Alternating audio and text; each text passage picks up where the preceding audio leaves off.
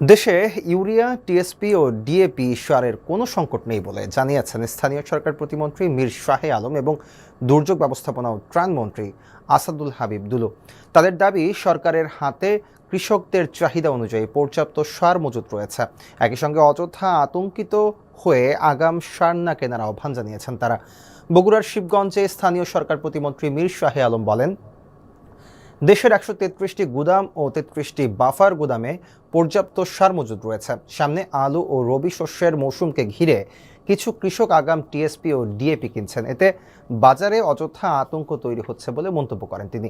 প্রতিমন্ত্রী জানান, কয়েকজন ডিলার সময় মতো সার উত্তোলন ও বিতরণ না করায় সাময়িক সমস্যা তৈরি হয়েছিল।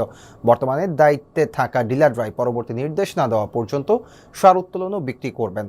অন্যদিকে লালমনিরহাটে ত্রাণমন্ত্রী আসাদুল হাবিব দুলু বলেন, সার নিয়ে যতটা না বাস্তব সংকট, তার চেয়ে বেশি রটনা হচ্ছে।